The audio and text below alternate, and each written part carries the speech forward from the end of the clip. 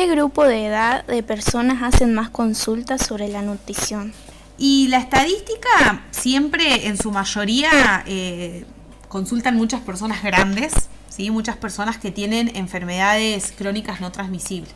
¿Sí? En el consultorio se ve mucho diabetes, hipertensión, dislipemias, y sobre todo la persona que necesita mejorar sus hábitos para regularizar todas estas enfermedades y a su vez poder lograr un peso saludable. ¿Y qué tipo de alimentación es recomendable para personas mayores?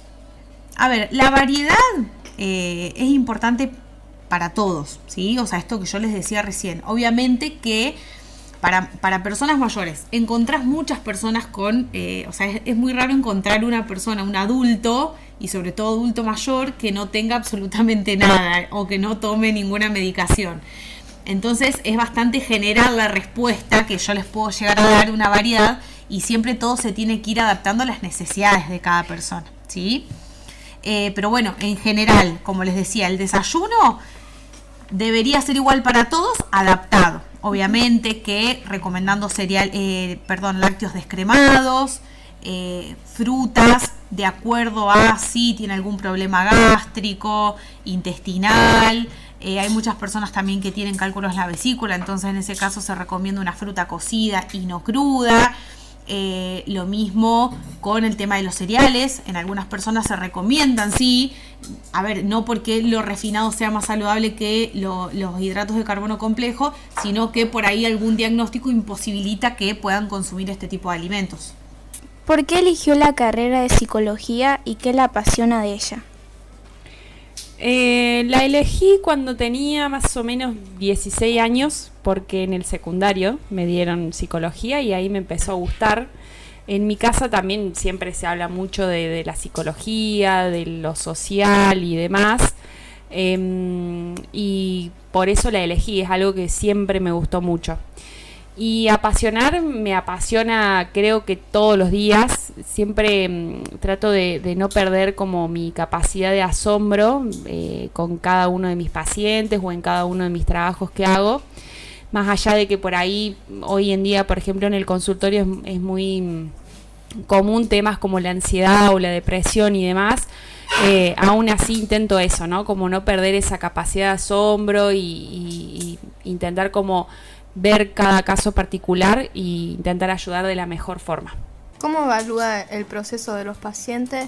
¿Cómo evalúo el proceso de los pacientes? Y también es como depende cada caso. Hay pacientes que tienen un proceso medianamente rápido. Yo sigo una orientación que se llama cognitivo-conductual, y dentro de esa orientación de la nueva era que se llama, los tratamientos no son tratamientos largos como se acostumbra por ahí, que lo más conocido es el psicoanálisis, que son tratamientos de 4 o 5 años mínimo, a veces análisis de 20 años incluso. En mi caso, en mi orientación, el proceso es mucho más corto. Obviamente depende del paciente y de la problemática que tenga el paciente, porque a veces me ha pasado que, por ejemplo, hay pacientes que son muy comprometidos, entonces asisten a las sesiones, alguna recomendación o algo de lo que nosotros vamos trabajando intenta aplicarlo y demás. Entonces, por lo general, en ese tipo de pacientes el tratamiento se hace mucho más corto.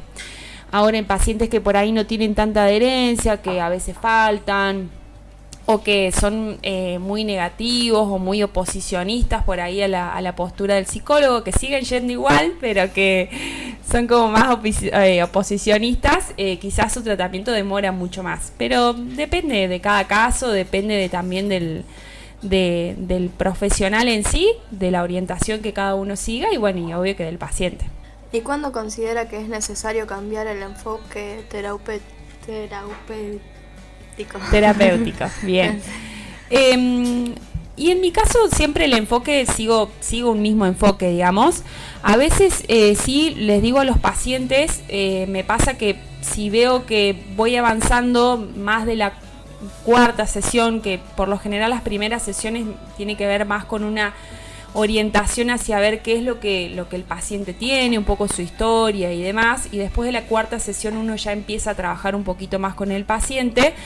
Y por lo general en la séptima, octava sesión, más o menos, para dar un estimado, veo si el paciente le funciona también mi orientación, ¿sí? Porque me ha pasado que hay pacientes que quizás les serviría más un profesional que siga una orientación del psicoanálisis y no la orientación que yo tengo. Y eso está bueno por ahí recomendárselo al paciente o hablarlo en ese momento, porque quizás me ha pasado que lo he hablado con algún paciente y de repente se hace como una especie de clic y a la otra sesión cambia, digamos, como ese enfoque o ese encuadre terapéutico que se da y sigue resultando la misma terapia.